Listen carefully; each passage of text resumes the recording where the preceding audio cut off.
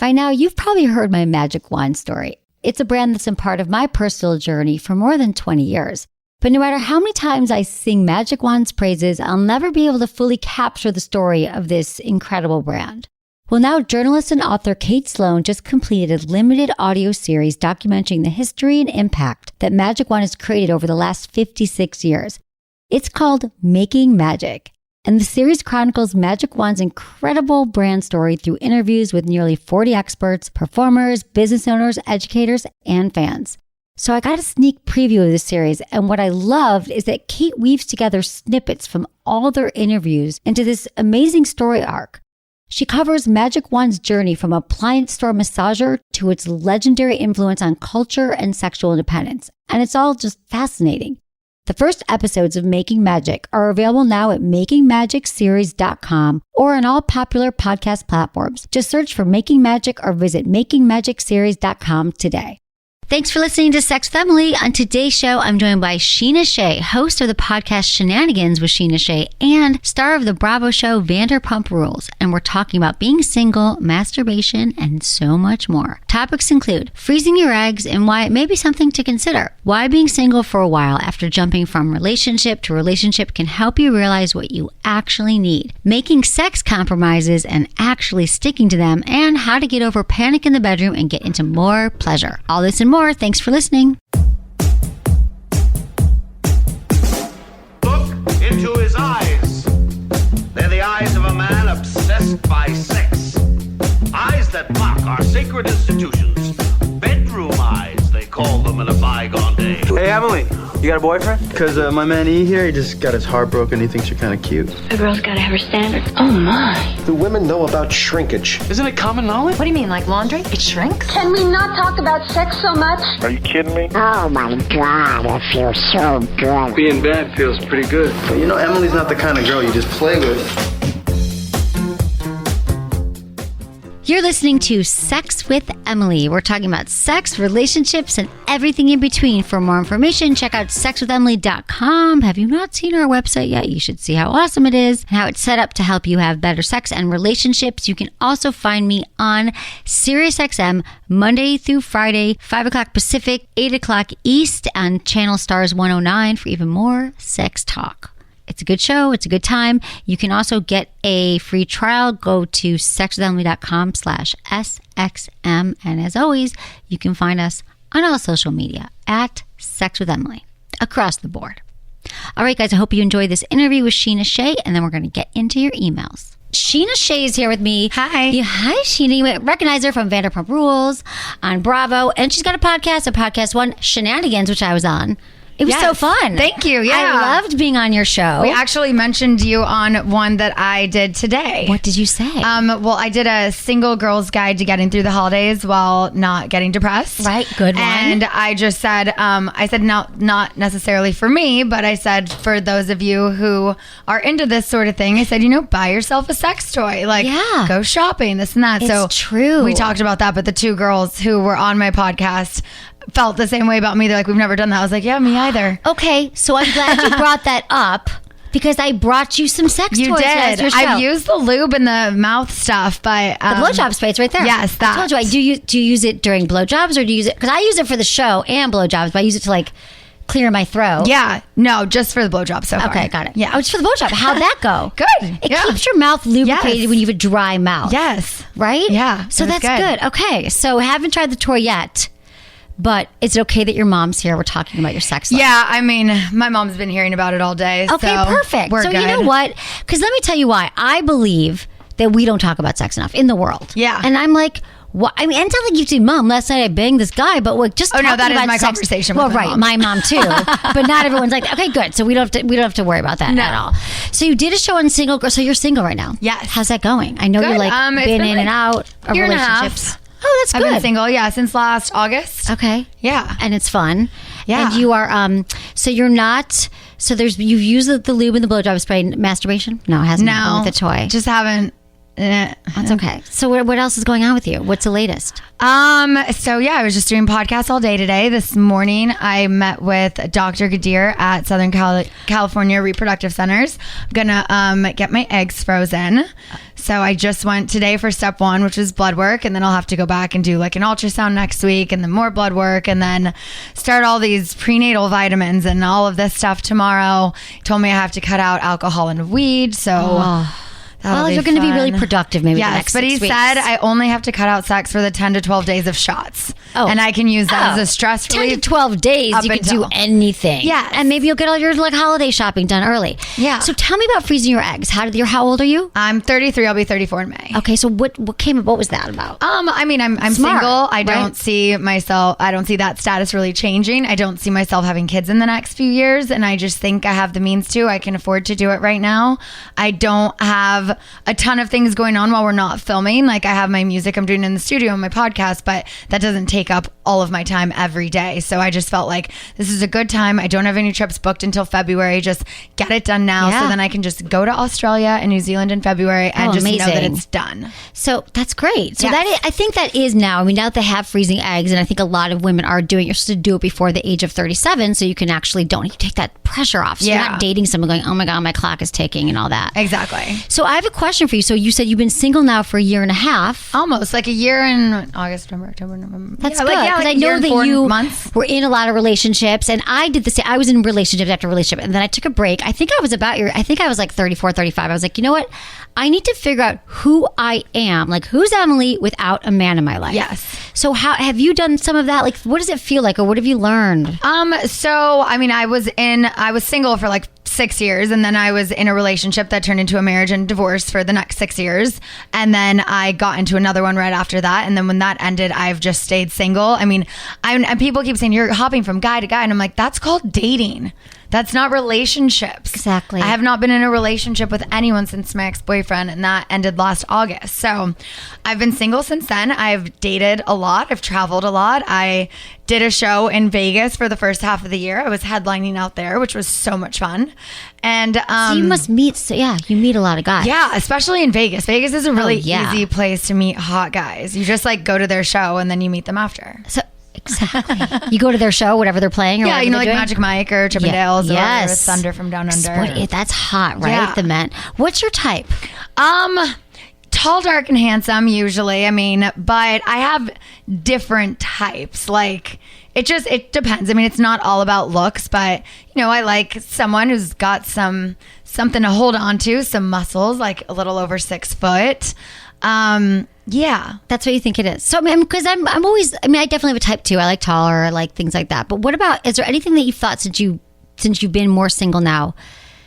Any work on like what is important to you? Like as far as like values or something that you won't deal with anymore? I won't deal with anyone who's selfish and narcissistic like someone I dated was.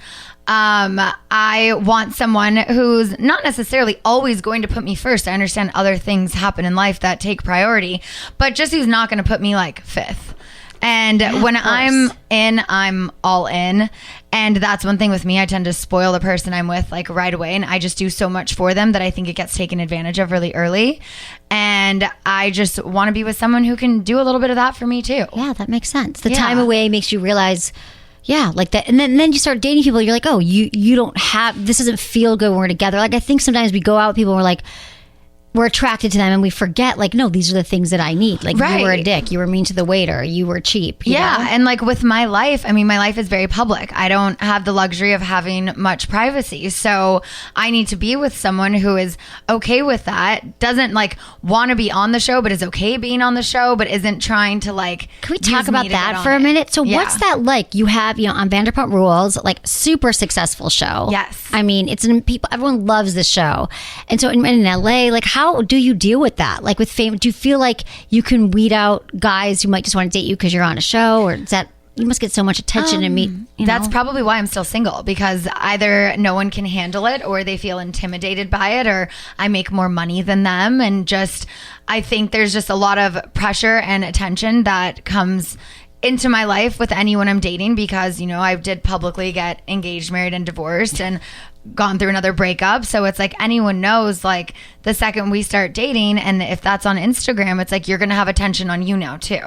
So I need to be with someone who is man enough to deal with that, but isn't trying to use me for that attention at the same time. Exactly. And then how do you try? And then what if you met someone who's like, yeah, I don't want to be public though, but I still. Everyone says that. That's the first thing they lead with. I don't care about the show. I don't want to be on the show. And I'm like, you realize though, you have to say that, because if you don't, then I'm going to assume that. So everyone says that. It's just a matter of time until you find out if they actually mean it. Right. But wouldn't it be great if they didn't though? If they really meant it. Like I did a Bravo show like 6 years ago. I was living in San Francisco. I think we talked, it was called Misadvised. And it's so crazy, San Francisco, because nobody wanted to be on the show. None of my friends. I had a boyfriend at the time, and he was like, I will not be on the show. I was like, but they won't. You have to be. And he's like, nope, I won't do it. And then I had to break up with him because it was a dating show. I'm like, I thought he could come on and just be on it. My friends didn't want to be on it. They had to try to find. No one wanted to be on the show. So here, though, everyone's in the biz. They want to be on the show. Yeah, it's a totally different world. It's crazy. How was it when you were shooting? Like, how do you feel about? I mean, obviously, you still keep doing it. And I don't know if you're allowed to talk about. Like, I could talk about my stuff now because it was 6 years ago. But like, do you ever look at it and go, that wasn't how I'm portrayed? Or do you think overall now, the net of the 6 seasons you've been on? Yeah, this is 7. Yeah, 7 seasons. That it is kind of you. No, not at all. I think you so see such a different side of me the last couple years. I think in the beginning it was very me. And then after I got married, I think I just kind of got caught up in, just not like the fame. I mean, we're not famous by any means, but just like the attention and all the publicity and press and events. And I think I got really caught up that I kind of forgot to put my relationship first for a while. And my husband was struggling with addiction at the time.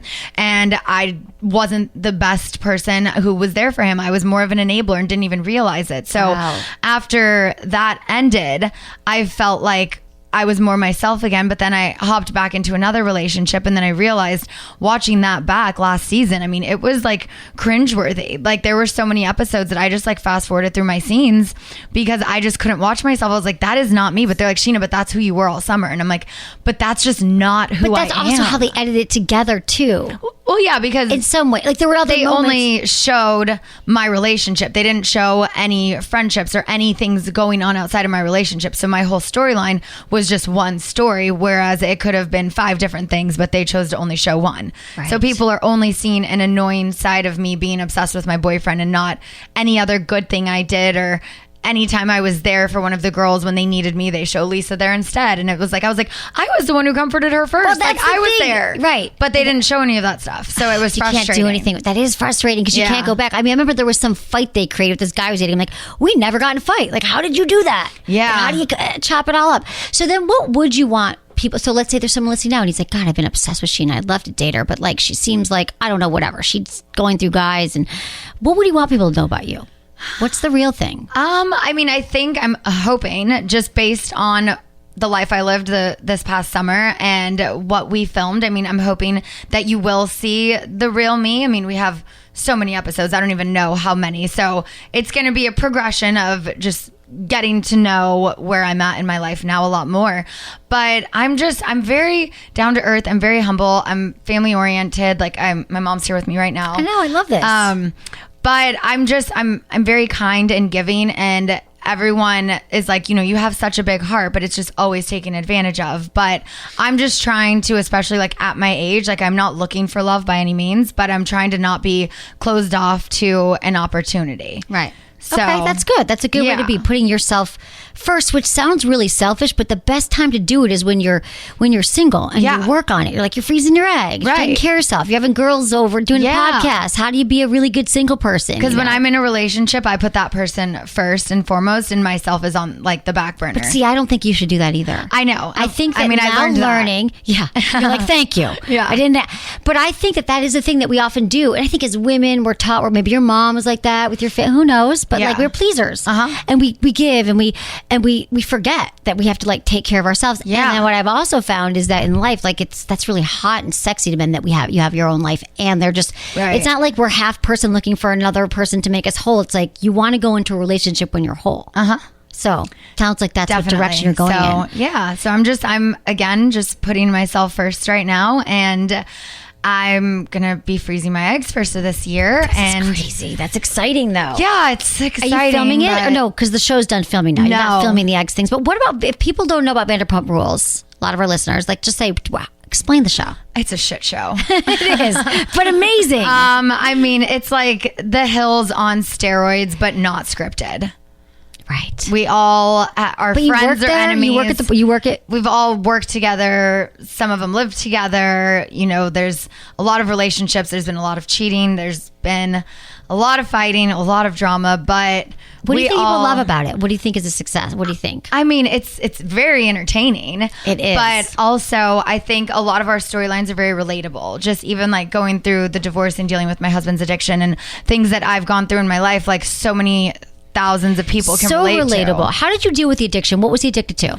It started out with painkillers, and then it was just excessive marijuana and drinking, and then it was Adderall, and it was always one vice after another. Okay, and then how did you deal with it? Well, you ended it. Yeah. But is it like, when you said you were an enabler, I didn't realize, the income often. I was making was providing this lifestyle for him, and I didn't know that. So when I thought he was paying for studio time, he was paying for pills. So I was enabling this without even really knowing. I just made it easy for him. Okay. So that's something to watch out for. Addiction's a tough one, you know, unless they want to get help, they're not going to get help. Yeah. It's really tough. So I'm glad you got out of that place. Me too. And even just me doing that was like another thing that so many women said was inspiring, because it's easier to stay and be unhappy. It takes, you know, a lot of courage and a lot of money to divorce. It does, right? But you did it. So now you're here now. So what's the things that you're most excited for then? Next. So I just got back in the music studio. I'm going to release an EP in a few months, early spring. So that's exciting. I wrote the first song that I've ever written. It's called Better Without You, and it's like a breakup song, but I'm going to put that out around Valentine's Day for all the single ladies. People love breakups, especially Valentine's Day. And it's catchy. It's upbeat. It's like island vibes. It's really happy. So I'm focusing a lot on that right now. My podcast that I do weekly. And did you love our show? Because I brought you my such God, good treats. it was so much fun. Wasn't it fun? I was like, I came back to my office and I told them, I'm like, I love talking to them about sex, because, you know, also you're sitting here now, you're being interviewed. That's also always more, I think it's more fun, but also just like the conversations we had about orgasms, and we just got there. Like, and it was I just fun. still have that bag next to my bed. So like the lube and the orgasm stuff. Because can I just say this? I want you to have an orgasm. Like I've been. I mean, I have, but I want you to have a couple times. I think. Right. You think, but this is why we just had a caller. It was an email who was like, I don't know if I've had an orgasm, so I want this for you. But I want someone to give it to me. I don't want to try and give it to myself. But why? I'll just get bored. You won't. But have you tried? It just, I feel like if I'm not like in it mentally, then I'm just like forcing myself and I'm not going to enjoy it. But like, what gets you turned? Do you know what turns you on? A guy touching me, like who I'm attracted to, and then like kissing me, and just like that's what turns me on. Like I don't just sit at home and get turned on. Like, but do you ever think about sex or like watch porn or anything? I used to, but I really don't anymore. I get it, because I'm not often. I mean, I'm talking about sex all day, and I'm like, okay, do I want to go masturbate? And sometimes I do, sometimes I don't, but I know that it often makes me feel better. And I don't walk in going, I'm in the mood. We're not like dudes a lot. We're not always top of mind sex thinking. Jamie might be, but I'm not, right? You are. Yeah. You are thinking about sex, or you're not. Yeah, no, I'm like a dude in that sense. So this is why I think the missing link is you going home and masturbating, no pressure. No pressure for me and no pressure on yourself to have anything happen. But what if you're like lying? First of all, you're going to be getting the eggs. I know. That's going to be a thing. You're going to be on hormones. You're going to feel not great. I'm just planting the seed here. Yeah. That when you're in bed and you're watching movies over the next few weeks, because you're going to have some days, that you take out that little tango I gave you, I think it was the We Vibe tango. Uh-huh. And you plug it in and you're just like, maybe you're tracing off your arm. Like, how does it feel when I have someone touches me in my like inner wrist? And then you just kind of have it there with you. Yeah. It feels good, and see what happens. Even if sex isn't top of mind, it's a kind of thing that vibration is going to take your like, oh, that feels good. Because then when you're in a relationship, it'll make you even more like able to move and stuff. Okay, so I'm just checking in about it. Yeah. I haven't yet. Not yet. When I do, you'll be the first to know. You promise? Yes. Like you we don't have to now. You could text me, but I'm thinking about it. Yes, because that's the role I play here in the universe. Is like I'm like the orgasm person, like orgasm fairy. I was that once for Halloween. I held the magic wand. That is fairy. so cute. She was. It was very cute. It was oh my God, I love that. It's not the orgasm fairy because I just want to like bless, orgasms all around. Yeah. So it's good. Did you? So what was the single tips for the holidays? We all need it. Oh, I would need to grab my notebook. Let me see. I wrote them all down. There were so many. I love it though, because we've been talking about the holidays are a bummer. First of all, a lot of people break up over the holidays. A lot of people are alone over the holidays. And what I found is it just like community, like reaching out to people, reach out to your friends, like doing the things, like keeping busy. Like I think you can place as much emphasis as you want on the holidays or not, but really like just be with your buddies. Yeah. So this will be out on Tuesday, but I said, like throw a holiday party, go to an amusement park, volunteer, buy yourself a sex toy. See? Take a solo Practice or what you group preach. trip. Okay. Spa day or night, game night, holiday movies, shopping, get a tree, decorate it with some girlfriends, eat a lot of food and worry about your diet in January. I said, find like a funny way where if your family's like asking you like, oh, where's your boyfriend or something, like find a funny way to be self-deprecating about it and to like make fun of yourself and to kind of make them feel stupid. Just like, oh my God, you know what? That was what I was supposed to ask Santa for. I forgot. I needed a boyfriend. Like, my bad. Let me go find that. Like, just say something to, Right, you got to get prepared for that if your family gives you pressure. Start a new tradition, cross an item off your bucket list, listen to good music. Do you and don't go back to an ex. Oh, I love it. Have you done the thing of you go back to exes? Have you done that? No. Okay, good. No, they keep popping back up. They always circle back. Yeah. They often circle back. But I've never gotten back with an ex after like a hard breakup. That's good. I think that's healthy. Yeah. I used to sometimes sleep with my exes, but never got back together. Usually when you break up, there's a reason. Yeah. You're like, I know why this ended. We went through the whole process. So, not a great XX. I mean, sometimes XX is fun, but don't do the full get back together again. No. So what do you want to cross off your bucket list? What's on the bucket list? Well, I can't do that before the year ends, but Australia and New Zealand is top of my bucket list. Is it for fun or for work? I'm going to make it a little bit of a work trip because you can write it off. Yeah, that too. Yeah, but Vanderpump Rules is really popular in Australia. I'm sure, really? Yeah. That's so fun. So you get to do like appearances and stuff? Yeah, so I want to do like a little bit of like a press tour and then just like stay for a week after that. Oh my God, I love you. Going with friends? As of now, I'm going by myself. Oh, so see, traveling alone? Yeah. That for me was some of the best thing I ever did is travel alone. I went for like a year though when I was like 26 through Southeast Asia. But even throughout that, ever since then, like I always still love to have like weeks alone. And you'll pack your toy and it'll be really fun. We were talking about that. I was like, okay, what if like, I do end up just going to Australia by myself? I said, I have this like Bluetooth speaker that always gets flagged in my carry-on because just the shape of it. I'm like, watch, they're like pulling out my speaker and then they pull out a dildo and then they pull out another, like, that happens wow, this girl's going on a fun trip. That is a fun trip. And it's not illegal to travel, especially to Australia. We've got a lot of listeners in Australia too. In the X-ray machine. Exactly. That's happened to me. I brought so many toys through and I was like, it's my job. I'm a sex doctor. What do you think about that? So I have to ask you, we have 5 questions that we ask every guest. Okay. So I'm going to ask you these. You can't look at my notes. Okay. Just don't overthink I can't them. even see that far. Okay. Biggest turn on? Like physical personality or just like Anything, in general? Whatever came to you. What was the first thing that popped in your head? I mean, someone who's just like interested in me, like not someone who I'm chasing. Like I want someone to like chase me a little bit. I'm not used to that. Okay, got it. So someone showing interest, that's like, oh, okay. It's turn on. Okay, biggest turn off. Ooh, bad teeth and nails. Okay. So, your nails are amazing, by the way. Thank you. Like, love the nails. Yeah. Okay, so, like hygiene, biggest hygiene's Yeah. important. Sexiest body part to you? On a guy? Yeah, sure. Yes. See, I've never really been an abs person, but in my single year that I've had a lot of good abs. But I mean, honestly, a good thick dick. Yeah, a good thick dick. Girthy dick. That's all we want for Christmas. Yeah. Okay, something that you wear that makes you feel sexy. Anything short and fitted. I love like also like crop tops, like if it's like a little like 2-piece set. Yeah. But something that shows some skin, I always feel sexy as long as I have a spray tan or it's summer. Spray tan. Yes. The best thing ever. Okay, and let's see. Funniest sex moment. Ooh, there's been a few. I mean, it could be when we were trying to film it and we're like holding the phone and then the phone threw against a wall and then I don't know.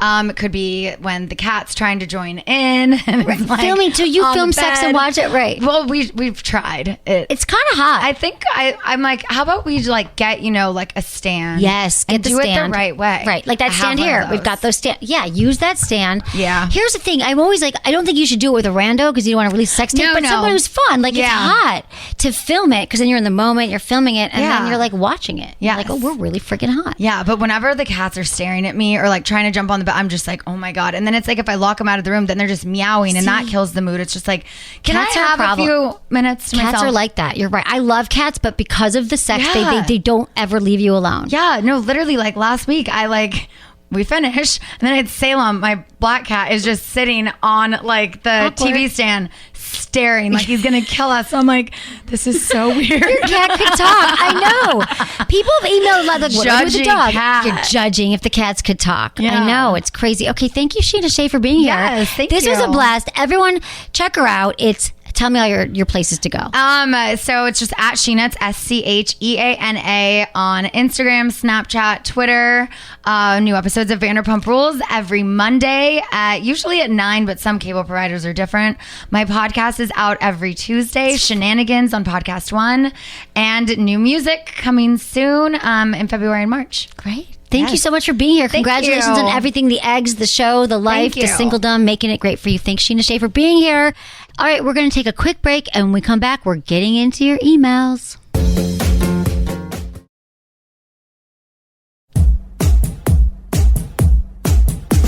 Okay, guys, I love answering your questions. And if you want a question answered on the show, go to my website, sexwithemily.com, click the Ask Emily page. And as always, include your name, your age, where you live, and how you listen to the show.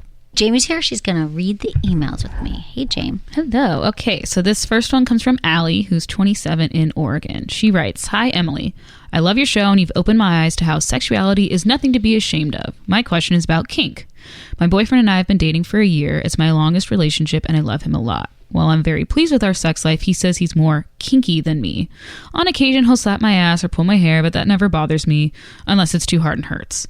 I told him I might be into kink, but just don't really know what that means, and he had a hard time explaining what else he wants. Can you please help me understand kink and some tips to spice up my sex life? All right. Yes, I will, Allie. Let's talk about kink. Okay, so here's the definition of kink.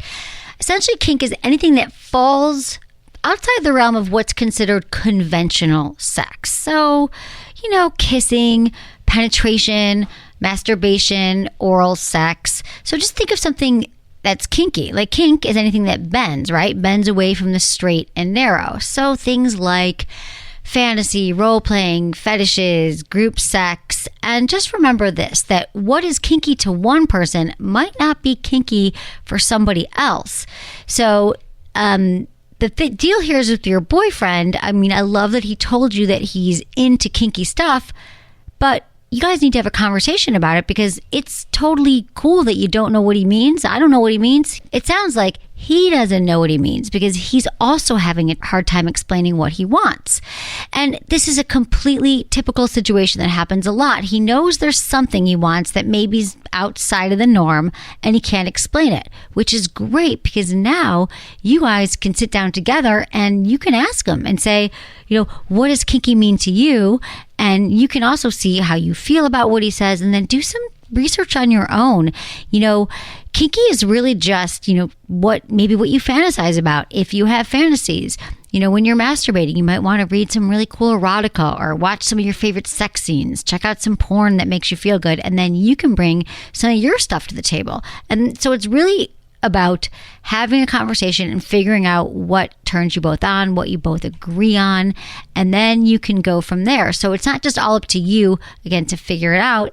And we talk a lot about what if you don't know what you like? And again, that's just something that, you got to do research on your own. But remember, this is going to be a really good time for you guys to really get into it. So if he says to you, I want something, maybe I don't even know. I'm trying to think of he wants to tie you up, but that doesn't sound great to you. A great practice is to be like, no, that sounds weird. I don't know what it is. Even if you don't know about it, but to just ask more clarifying questions. Because the cool thing about this is couples can often compromise. Like maybe you don't want to be tied up, but maybe you want a blindfold, or maybe you only want your arms tied up and not your hand, your hands tied up, not your feet. Whatever he's into there and whatever you're into, there's ways to find a common ground so you guys can both be satisfied. Okay, so this next email comes to us from Evan, who's 22 in Minnesota, and he writes, "Hey, Emily. I listen to your podcast all the time during my 7-hour car rides. I love what you do. In some of your talks, you say that there is not a certain amount of times a couple should be having sex a week, and that we should come up to a compromise about how many times together. I've been in this relationship for 6 years. I'm a very sexual person and she is not. We had a talk about how often we both prefer to have sex a week. I prefer pretty much every day, but obviously she won't agree. So I said once a week at the very least I'd be okay with, and we agreed on once a week. Sometimes there are a few weeks in a row where she doesn't feel up for sex or anything at all. She says she feels pressured to have sex once a week, and I love her so much and I don't want her to feel that way at all. I want to marry this girl, but I don't want to commit if I go months without sex. It sounds selfish, but it's just high on my list of the 5 love languages. I'd love to hear any advice that you have. She's the girl of my dreams." Oh, okay, Evan, thanks for this question. So this is what it makes me think in reading it. The reason why she might be feeling pressured is a lot of us, when we have like a deadline on us or someone's like, you must do this, it automatically takes the fun out of it and it becomes like another chore. It becomes like another task, another item on our to-do list. So of course, you don't want her to feel that way, and this is not your fault. So I think that it sounds like we have to figure out together with her, what is she into? Like what she might, you're young, you're 22, she might also be around your age. And remember that she might not have found that thing about sex that excites her yet. And so it sounds like there has to be some exploring to do. Like, is she having orgasms? Does she masturbate? Does it seem like once you start having sex, she's really enjoying it? So these are the questions you guys need to have, because she really does have to meet you halfway on this. Couples, no, I'm not going to give everyone a prescription for how many times a week they should have sex. But I can tell you that once a month isn't enough. I'm just going to say it. So I feel like once you kind of go at it from, babe, I love you, want to spend my life with you, let's figure this out together. And you start asking, like, what does turn you on about sex? What pleases you? Do you masturbate in a very loving, open way? You're going to find out maybe what's beneath it and why she doesn't actually want to have sex, or why weeks go by. Of course, sex is on top of your list. It makes sense. So, we want to get it to the top of her list. So that only comes by a conversation where it's not pressuring. It's just more of a, let's talk about sex, baby. Let's figure out what we're both into. So I think slow things down, and just have a really healthy conversation. And remember, it's not a one-time conversation. This is not going to be a one and done. This is going to be ongoing. She might need to do some research and figure out what she's into, but I think you guys can get there with healthy talk for sure. Okay, so this next one is from Asia, who's 35 in Texas. She writes, "Hi, Emily. I love the show. Listen all the time. You're my friend with the best sex advice in my mind. LOL." So I went through a painful divorce almost 2 years ago, and I just started dating again. I met this guy who, after 1 week, texts every day and makes attempts to hang out, and it just feels overwhelming. Since I started dating, I noticed there are a ton of guys who are avoidant attachment style, and I definitely don't want that either, but it seems like I am more attracted and drawn to those guys, and I'm not sure why. I'm so torn. This guy is really making an effort, but a part of me just does not seem as interested, but I do want to give him a chance. I'm just scared. Can you help? Hey, Asia, I can definitely help you with this. So this is a common thing you often hear, like, why do I want, every guy that wants me, I don't want, but then the ones who are unavailable, those are the ones, like, give them to me now. So that happens, that we get attracted, people pull back. But here's what's going on. When you're talking about attachment styles, there might be something going on with you with intimacy. Like maybe the reason why you might be attracted to the unavailable guys is because you're actually not ready yet to really be intimate and open up to somebody else. You went through a really painful divorce. I'm glad you took 2 years off. And there's still probably a fear there about being hurt and opening up again and being really vulnerable and just being yourself. And you are scared here. So if there's a guy you want to give a chance to, right? Like I think it's great to just kind of, try it out. There's something that, other people have called duty dating. I don't love that word because it makes it sound like, I still have to do my laundry and, get my car washed, and it just makes it not sound fun. But there's certain ways that there's the people that we're attracted to, like that we keep going towards. And eventually when we see that there's a pattern there, we kind of just say, you know what? If I'm getting butterflies and I'm walking towards this guy in the bar, I should turn around and go the other way and kind of pick someone else. So I think give this guy a chance. But remember, he just might be someone who's really interested. He's never thought like to play games or to be, or pull back, which I actually like.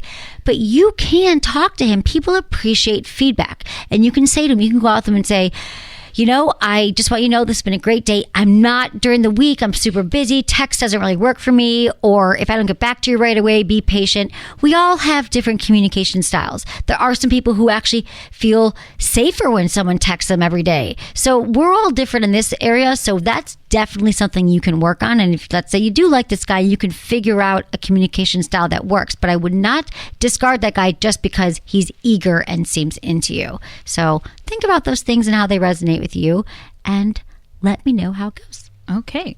Caitlin, 21, in Texas. She writes, "Hi, Emily. My boyfriend and I were both virgins when we met. We used to have an amazing sex life, but little by little, certain sex positions started hurting, and now no matter how long sex lasts, it ends up hurting and I can't finish. I also usually end up having a panic attack and crying at the end of sex. My boyfriend is super supportive, but now it feels like he doesn't want to have sex with me because he doesn't want to hurt me. Help!" Oh, Caitlin, let me help you here. This makes sense. You guys have gotten yourself into kind of a loop here. He doesn't want to hurt you, and then you're having pain.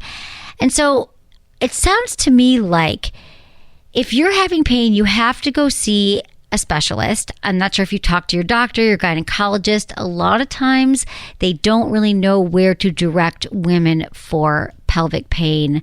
And so I think you should go see a pelvic floor physical therapist.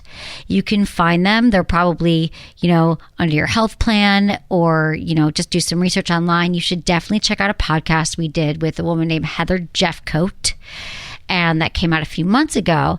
So yeah, if you're having regular pain, there could just be an issue, with something that's going on with your muscles down there. Maybe it's been going on since you were a virgin. Maybe you don't really know, but a lot of women have pain that can really be solved by seeing someone who specializes in this. So she would give you exercises to do at home, or you could work with her or him, whoever. It's probably a woman. I would say there's probably not a lot of male pelvic floor physical therapists.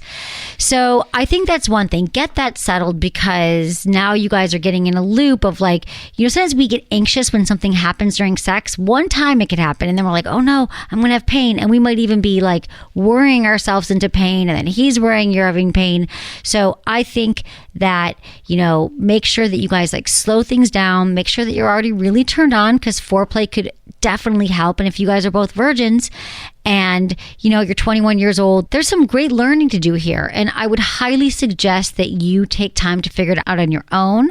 Some masturbation, some touching your body. Maybe you guys could do it together, mutual masturbation, but just make sure that you're warmed up.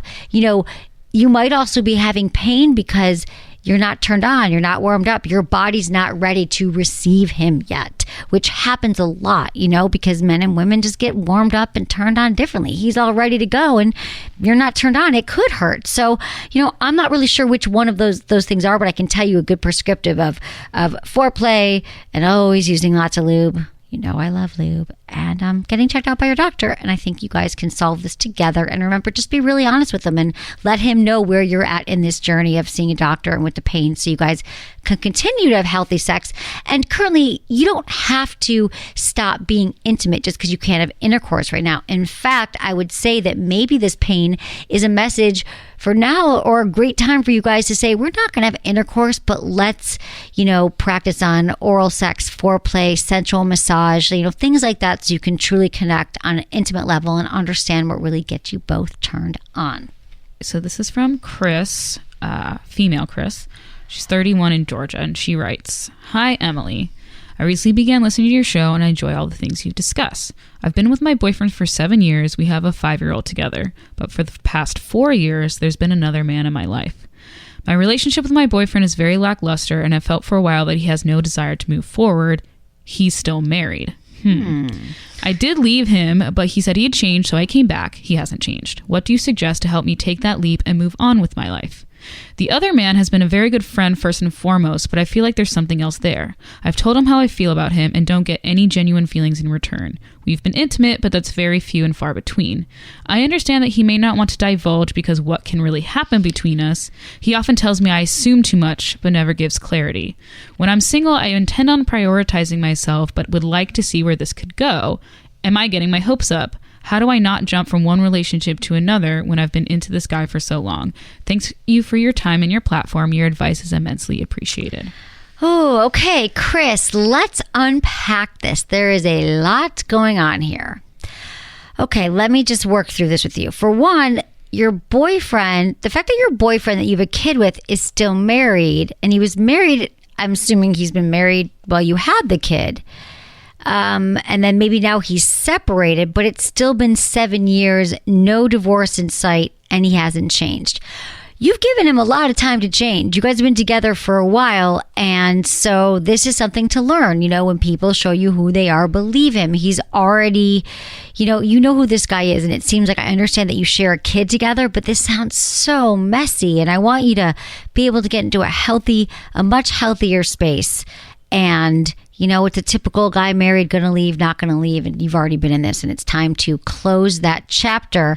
Yeah. And the other guy too, he's showing you who he is. Why isn't he being as much on board? He's playing games and not telling you what you need right now. Or all I'm getting from this, the bottom line is I believe that you truly need to take a break right now. You need to figure out who is Chris without a man in your life. And you even said that when you're single, you do intend on prioritizing yourself after you see where this other thing could go. You're already getting a sense this other guy may or may not be into it, and you've got a young kid. So I would say this is the time. Why don't you this is a practice though. I'm not saying it's going to be easy because you've always had men in your life. And it sounds like it's been dramatic too. And sometimes we have relationships that have drama in our life because it's kind of, I don't know, it seems exciting or it keeps us interested. And it also, though, I'm talking from experience, keeps us from really being able to see clearly what we want because we're so caught up in drama and trying to get someone to like us and come back, and then they leave and they come back. And so I'm just feeling like, Chris, you need the serious you time. Who are you without a man? Who are you aside from these relationships you have? You've been in a relationship with him since you were 24. You've been with this guy, or 23, or 24. You're 31. So for 7 years, you've been in a very complicated relationship with a guy who's married, and then you have a kid on your own. You're a single mom. So I think it's time for you to build your community that doesn't involve guys that you are sleeping with. So it could be guy friends, women friends, other moms, other parents. And this is something that I don't think we talk about it enough in our society, how important community is, and having a sense of self and a sense of people around you that have your back. And that's often how we grow, when we actually meet people that are really healthy, when we kind of filter out people that aren't serving us and we draw towards us people that we really care about and that are going to be our friends. And the way we live now, we live away from our families, and our friends actually become our surrogate families. So I feel like that is what is the most important thing for you right now. And I think kind of let go of both of these guys. If the other guy comes back around in a year or 6 months, great. But now, Chris, I'm concerned about you and taking the time. Take the leap to have it be the year of Chris and figuring out, all the things that work for you and getting rid of the things that don't. That's what we got time for today, huh? All right. Thank you, Jamie. Thanks to my amazing team, Ken, Samantha, intern Michelle, Jamie, of course, and Michael.